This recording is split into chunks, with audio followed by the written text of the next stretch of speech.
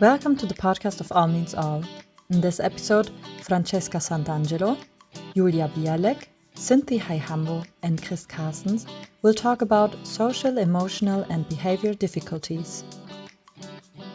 We would like to introduce you to the chapter on social, emotional, and behavioral difficulties. Social, emotional, and behavioral difficulties are a common occurrence in schools and in communities.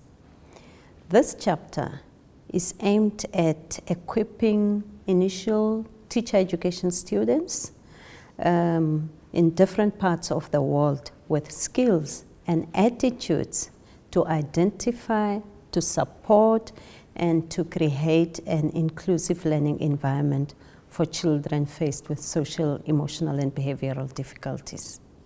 We provide definitions to the concept of social, emotional, and behavioral difficulties. And then we go on to discuss barriers and facilitators that play a role in the management of social, emotional, and behavioral difficulties. We have chosen to focus or to use the relationship approach, emphasizing the importance of relationships with stakeholders such as families, communities, learners, multidisciplinary team, and all possible partners. We further explore strategies and methods suitable for addressing social, emotional, and behavioral difficulties throughout their lifespan, so to say. But since this book is about schools, we do it from early childhood up to secondary education. And then we conclude with recommendations for teachers and some reflection activities. Now I hand over to Francesca to tell us about the definition of the concept.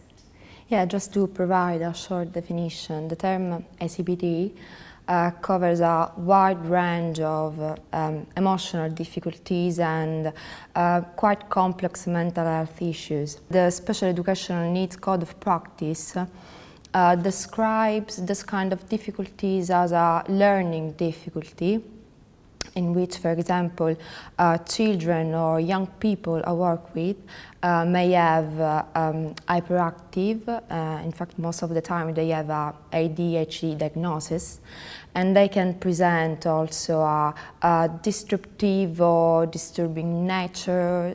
They could be withdrawn or isolated, and this is especially for boys, while girls may present some kind of internal signs such as depression, anxiety, frustration, or self-harming. And the common thing is that they have difficulties in managing and controlling their own emotions and behaviors, which is really unpredictable most of the time. The sad thing is that this kind of difficulties can pose like a barrier to learning, because they can be excluded by some kind of activities or projects, and they will develop a disruptive behavior in order to draw attention away from their inabilities to follow what's going on in a classroom, like during lessons. There is evidence that ACBD are influenced by various biopsychosocial factors such as age, gender, and family income level. In fact, there is an increasing number of children with this kind of difficulties who were born or living in a social, cultural, economical disadvantaged situation. We tried during these days to identify some kind of barriers and facilitators, and maybe you can talk about that. Yes, I will. Yes, in our group we talked a lot about factors that can be barriers as well as facilitators, and this concerns, for example, the cooperation between the different systems such as medical system, social system, educational system, and so on. And we were able to share many examples from our work in the different countries where these systems work together very good and gave a very good support for the families and the children.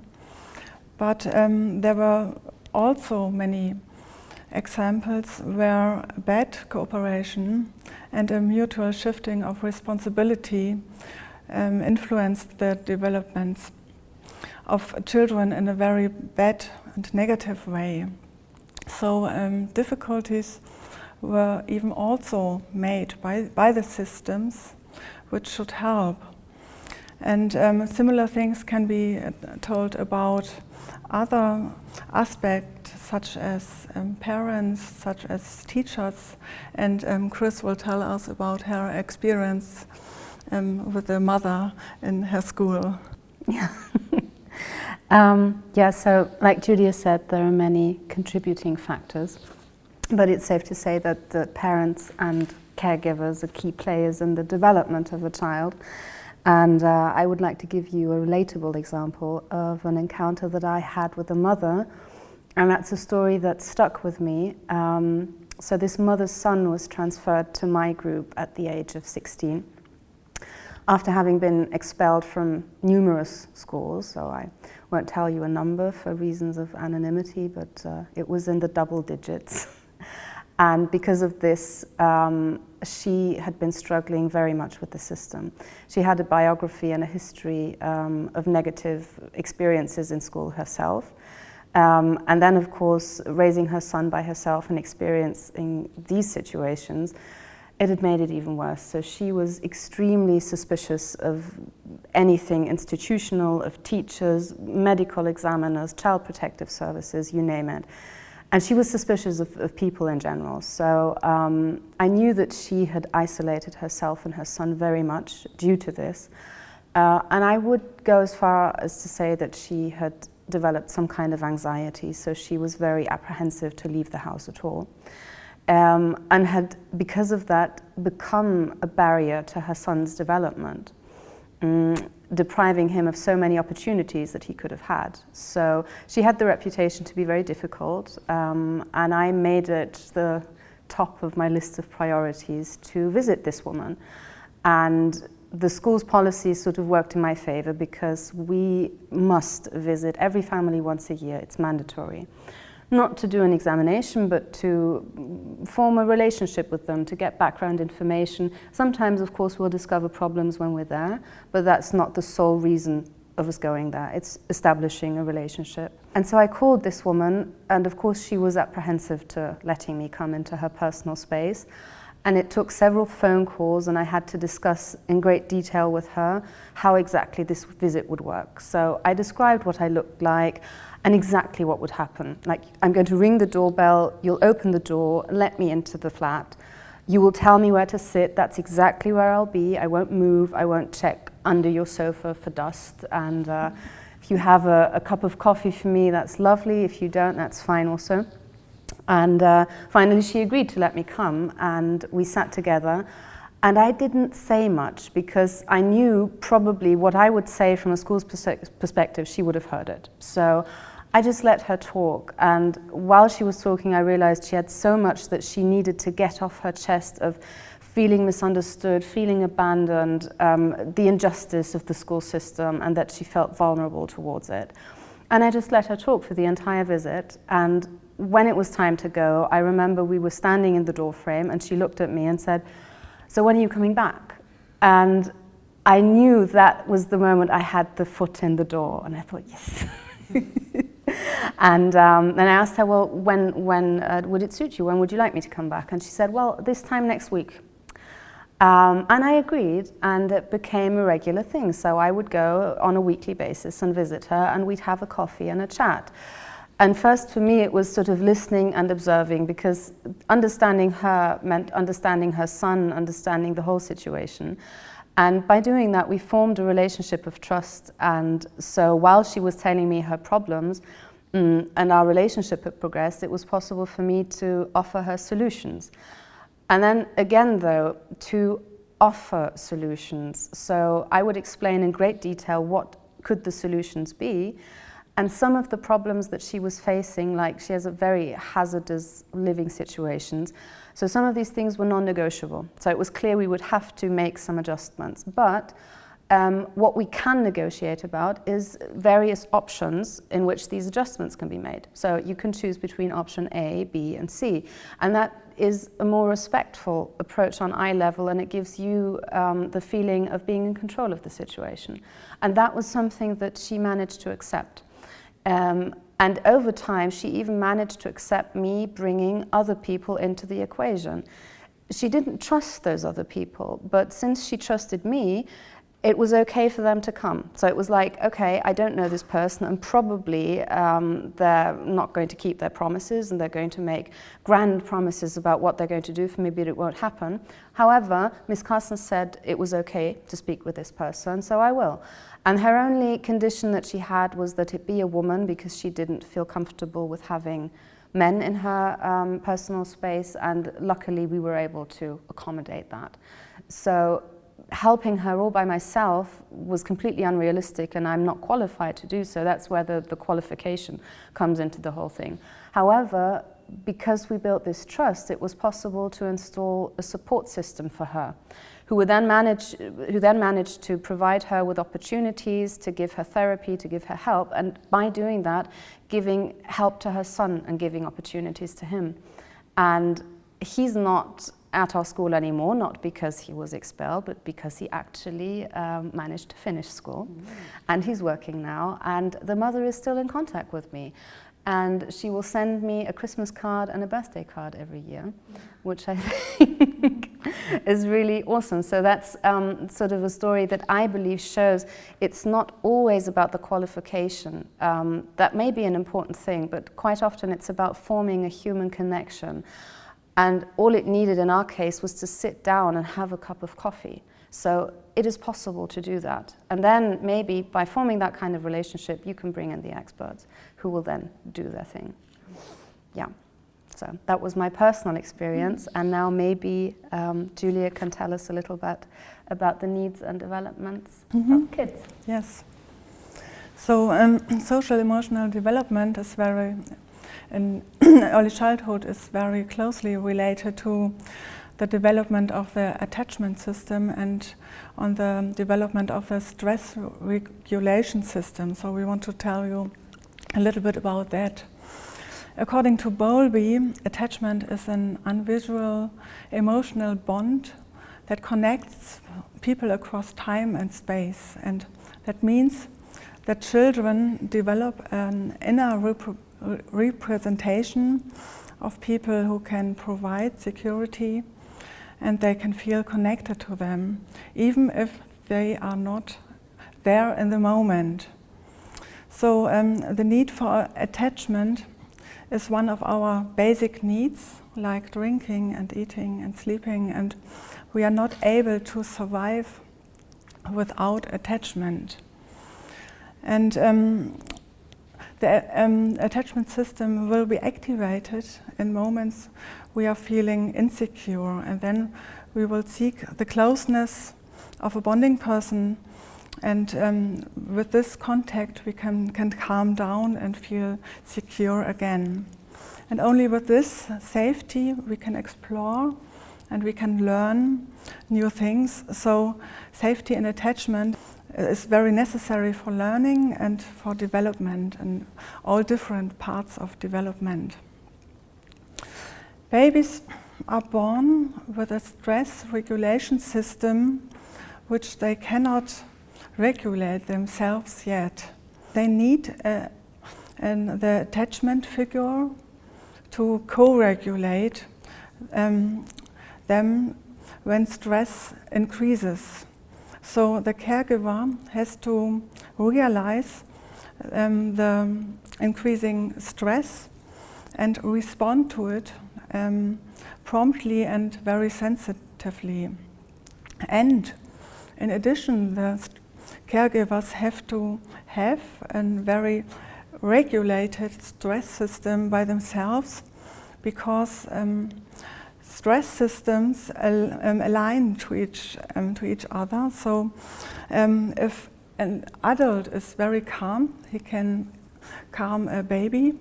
But if an adult is stressed by himself, it's not possible to calm a baby. And I think we all have experienced this in our life before. And experiencing this, the baby can be calmed and it learns to self-soothe over the time. But if the baby cannot have this experience sufficiently, they cannot learn to regulate themselves, and stress system will quickly rise up and lose control, even with very small triggers. And this can be caused behavior like impulsivity and difficulties with emotion regulation, difficulties with recognizing others' emotions and following rules, and much more. But these behaviors are often classified as social emotional problems and often referred to be challenging for other people, so for teachers and parents or peers. But these behaviors cannot be controlled without experiencing a co-regulation from the nervous system. So it's very important to know this. And for the children themselves, it's also not so easy to live with this dysregulated nervous system. And they don't have any person who gives them safety in everyday life. So they are forced to create new strategies to cope with this. And these are very, very different strategies, and they are a great amount of variability. But some children, for example, stay always in contact with a potentially safety-giving person. This behavior is then often referred to as attention-seeking. The children remain completely focused on making sure that they get the security they need to feel safe. So they have very little capacity to do something on their own. They don't engage in something new or don't explore. And other children, on the other hand, try to rely only on themselves and avoid relationships. And from outside, they appear very, very calm, but in the inner side, they have very high stress levels, and they often need coping strategies to regulate stress. And these coping strategies, for example, self-hurting or eating very much, because this relaxes the system, often cause further problems. So it's necessary to support students in regulating their nervous system, and after this, or with this, methods can work. And now we want to tell you some methods from our experiencing, from our experiencing. Yes, sorry. For example, I used to work with executive functions activities, and executive functions are like the response inhibition and the capability of planning, organizing, managing and modifying and verifying something, such as a behavior. And they could be really helpful for the working memory or for the inhibition of problematic behavior, and to improve the attention and concentration span, and for to improve the problem solving and the cognitive flexibility. And the second and last from me suggestion would be to use visual signs placed around the classroom, because they could be really helpful in to share rules and school daily structure, and so the children they help children to be aware of what they can or cannot do into the classroom, or what they need or don't need to do. It provides them to be more comfortable, and they can also improve the sense of participation and self-efficacy. Okay, thank you. So I want to introduce you a method developed by Michael White and David Epstein called externalization. And it's a very effective method for working with difficulties, behaviors, or feelings, or diagnosis like ADHD or something like this. And usually people have the experience that they are attributed problems, like you are aggressive, you are not right as you are, you have a diagnosis called ADHD, and this means something like that. And using externalization means to separate the problem from the person. So there's the person and there's the problem. And in the next step, we can try to get to know all about this problem, and maybe the problem has a name or a certain look or a color, and especially children love to create problem monsters and to draw them. And the next step can be realized that not everything of the problem is really bad. There are good parts in the problem, and it's good to keep the good part, and maybe then it's possible to try to influence the disturbing parts. But very important is that not the person is the problem and has to be changed, but the problem is the problem, and this can be changed maybe. And this method relieves the person from the burden of shame and makes action possible. And that is very, very important, because you cannot do something if a person tells you you are like this and this is like it is. I want to talk about the role of the teacher in this whole process. The teacher plays a very important role in the life of a child presenting with social, emotional, and behavioral difficulties. In many cases, the teacher might be the only person that the child trusts with their issues.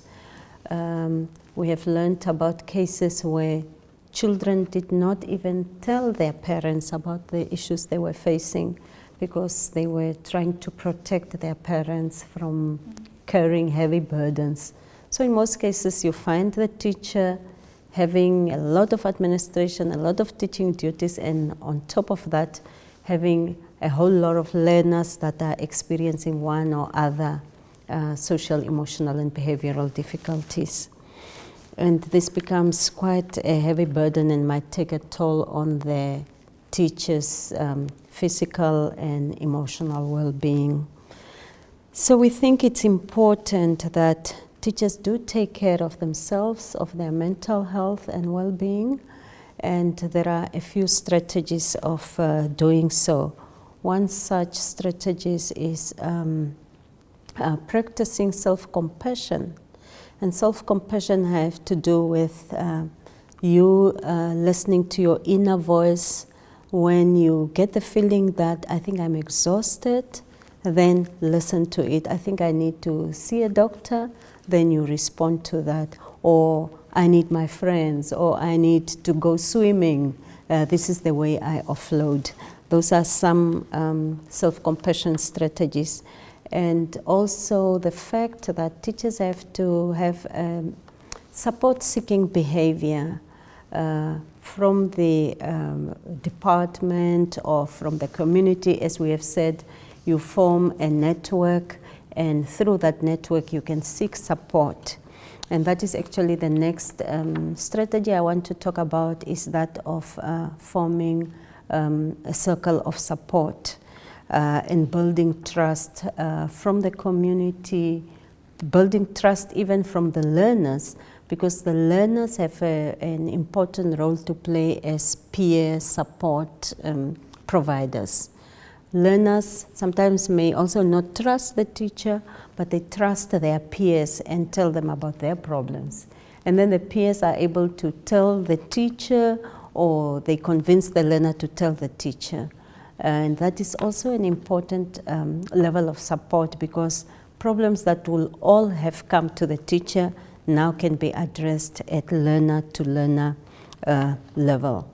And in order to do that, we need to empower the learners to care for one another, to respect one another, not to bully one another. And once we have that, establish that trust and respect and dignity, things should go well. Maybe Chris wants to share some ideas around, based on her experiences in a school and this teacher-learner relationships and so on. Yes, something that I'm very passionate about, which isn't a method but a strategy maybe, is creating safe and welcoming learning environments. By chance, actually, I happen to be on the group that wrote about this, a chapter for this project here last year. And I'm quite passionate about it because, for one thing, it's the opportunity for you to form a working relationship with your kids around an authentic goal. You want to create a safe space and a welcoming space for everybody. So that's a shared goal that you have right there. And also, I have to admit personally, I have a strong dislike for schools because I find that they're designed for teachers and not for learners, not creative spaces to sort of develop in and grow. And also, I can only sit on a hard chair under a fluorescent light for so long. And so actually, it's quite easy to motivate groups to change their environment, especially if you give them a certain sense of autonomy and importance. Everybody has a job, there's something to do for everyone. We need to build something, paint something, buy something, organize something. And then again, because of course we don't have the funding, we need to raise the money for it. So those are great projects that you can do with your group and with my group, resulting actually from the work that we did last year. We actually went a step further and we've had a complete remodel of our classroom, which was partially out of necessity because we have a small room and a large group, but also it was the opportunity to be innovative and start something new. So I remember last year here I was talking with Frank about learning environments, and he was showing me these pictures of a firm in Switzerland who produces like big beehives that you can install in a classroom vertically on the wall. They're bolted to the wall, and each child has their individual octagon-shaped little honeycomb, which contains a collapsible chair and a collapsible table and a little light that can change its color. They're really excited about that. And they're lined with felt. So we've had that installed. And in doing that, you have created a safe little personal space for each and every one of those children.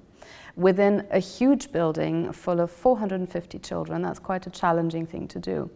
So I think we've actually mastered that challenge, and unfortunately we weren't able to build them ourselves for legal reasons and insurance reasons, but they were able to participate in the design and the coloring and in the raising of the money, which was a tremendous amount. And also now they have a certain sense of pride and belonging. They feel at home, and they see all these visitors that we're getting because people are really excited to see this new trauma-sensitive classroom.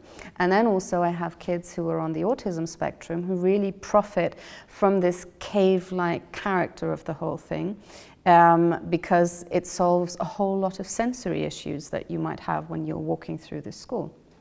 So that's a great thing. I will admit it is quite over the top, so it's not realistic perhaps for everybody to do that. For most people it's not. But I would invite everyone to put an armchair and a €9 IKEA lamp into a classroom and see what happens.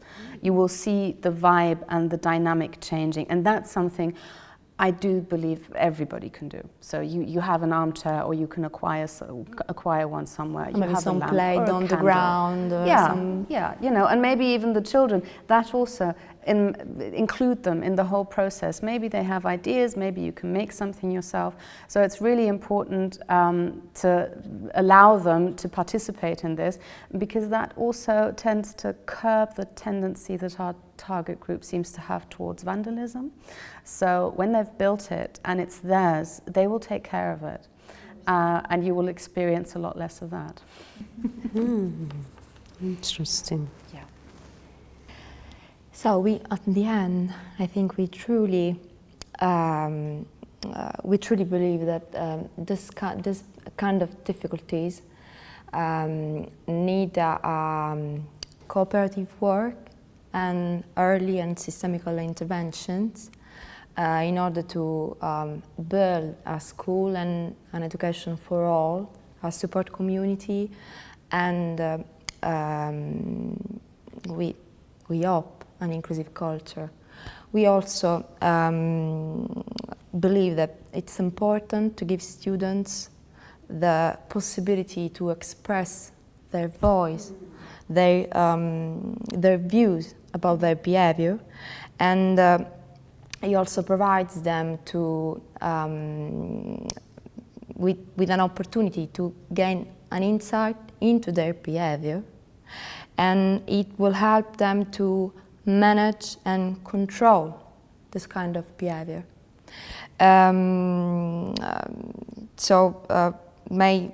This helps to prevent feelings like helplessness and alienation, empowers them to take more control and responsibility about their action for themselves and for the others.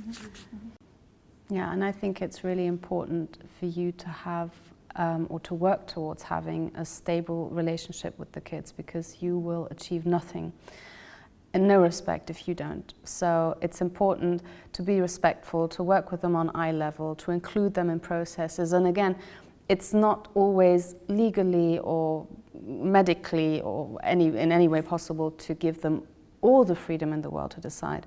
But again, like with the mother, it is possible to present them with options, to give them the freedom of choice. If you've reached a crossroads, it is their life that you're deciding about, and it is their surroundings just as much as it's yours, so they deserve to be included in that process. And I think if you want to have a strong relationship with them, it's important for you to be reliable, to be trustworthy, to be dependable, and most of all, not to be judgmental. They need to know that they can come to you and you will listen and you will observe. Don't give advice if you're not asked for it. Don't present solutions if you're not asked for them. Just listen, and maybe just offer be there. them. Yeah, just be there. Just be there for them. Maybe offer them a cup of tea, and then maybe if you get to the point, you can find a solution for things. And so with me, in the group that I have, emotions are a big thing. So it is very dangerous to talk about your own personal emotions, but they're little seismographs. So as soon as there's a shift in my mood, they will smell that from a mile away. And I believe it is so important to be authentic with them. So they will ask me, they will realize, okay, you're frustrated, you're annoyed, you're irritated, and it'll make them tense up.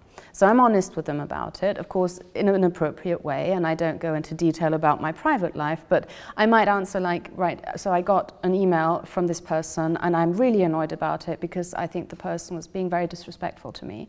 And then we'll have a discussion in the group about what I should do now. And it's been such a lovely development from, at the beginning, the answer or the advice that they gave me being, go and punch that person in the throat. I mean, we have a larger repertoire now of solutions to my problems, and even then, it is a valid option. I could punch that person in the throat. However, we must consider that this would have consequences. So I would get fired and possibly arrested.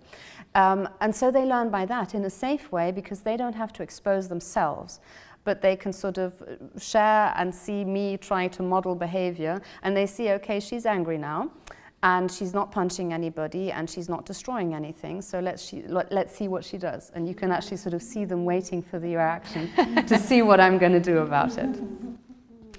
So yeah, that's pretty much an overview of our chapter and the things that we find important. And it was of big importance to me to sort of say some words of advice to all the fellow teachers who might see this or read this or hear this.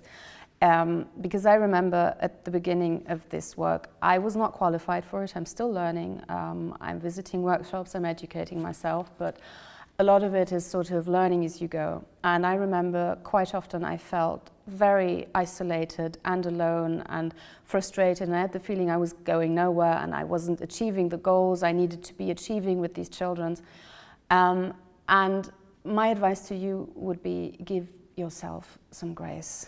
So it's a work in progress, and I've learned now with time to sort of see the small successes. Like, for example, my colleague was complaining to me that this one boy, he wasn't achieving anything, he wasn't going anywhere with him, and he was being disrespectful and he was being unruly and not doing the work that he was supposed to be doing.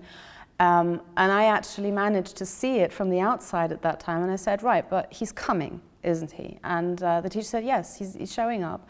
I said, right, well, there is your success right there, because the complexity of the chain of actions that needs to happen for you to show up is tremendous for a kid. You need to set your alarm, get up, get dressed, make your way to school, go through this huge school building full of people into your classroom, and you have to do that in a fixed time frame. That is a huge achievement. And you should celebrate that, and you should celebrate that with the kid. You know, good job, tremendous effort, great that you're here, and if you're feeling overwhelmed now, that's fine. You can come back tomorrow, we'll be happy to see you here, and we'll just take it from there. So maybe it's just the little things, it's not the great breakthrough or the great success. You're doing great, you're going to get there.